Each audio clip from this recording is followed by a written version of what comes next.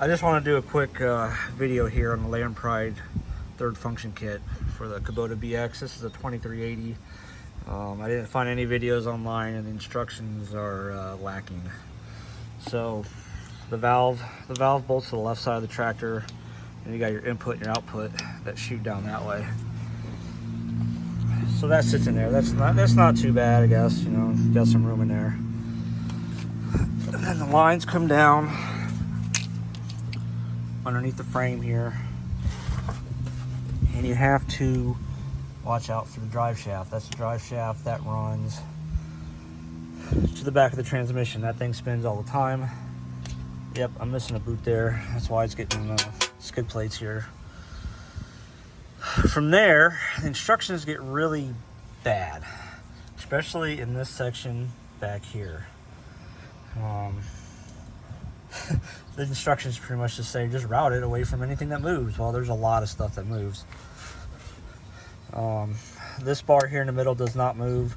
One of these is for your brake and the other one's for the mower deck. This is for your treadle pedal.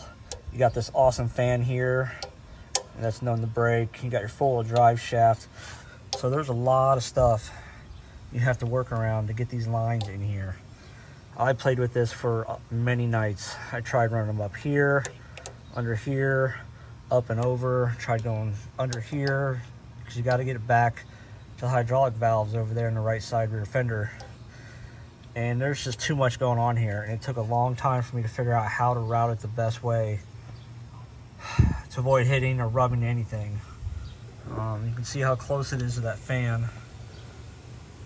which is really sketchy, and also why there's 10,000 zip ties there.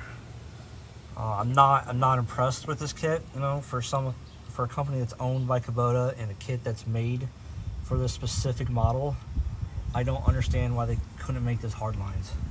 You know, like you got hard lines running over here, and if they would have given us hard lines, at least to pass this, you know, the hard lines are half the diameter, and there would have been so much room back there. Or, well, not so much room, but more room. But this is how I routed it. I couldn't find anything else online on how they did it. It was kind of a challenge. I have a hose clamp here because the lines are kind of too long. Because what's kind of a bummer is you got to go from the left side of the tractor over to the right. So you have to cross that drive shaft no matter what. That's the best thing. I just followed that wire harness down, a bunch of zip ties there. And because the lines are so long, I had to take up some space, so they kind of come all the way back over here and then back that way. Hopefully the wind's not too bad here. We're just in my driveway. But I don't know. If someone has a better suggestion, you know, I wouldn't mind rerouting them, I guess. I'm not impressed with this at all. I mean, this kit on Messic's website's like $1,000 bucks, I think. I mean, I think I paid $800 or $900, I don't remember now, for my grapple. And I was not thoroughly impressed with this at all. Yeah. So I don't know if they could have done something different here. You know, I mean, if they would have mounted the valve here, use a different style of valve. I tried and messed around with it a little bit. I was going to drill some holes in that bracket and stuff. I mean, you still have some room here once your boot and stuff's there. But, you know, if you would have put it there, you could have just ran your lines right along here with that.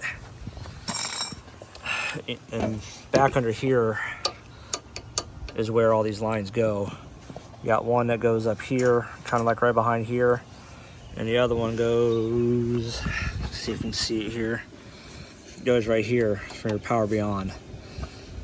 You can kind of see that rubber line in it, you know, and there's a lot of bends in there, and those hydraulic lines don't like to bend. So I don't know. I wish they had hard lines. I don't understand it. If I had to do it over again, I might have went with a diverter valve versus this, but here's the other end. You know, and you got to watch out. That drive shaft spins all the time too.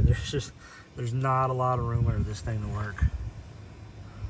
So if anybody else did it different or has a better way, I guess let me know, but this is the best I can come up with.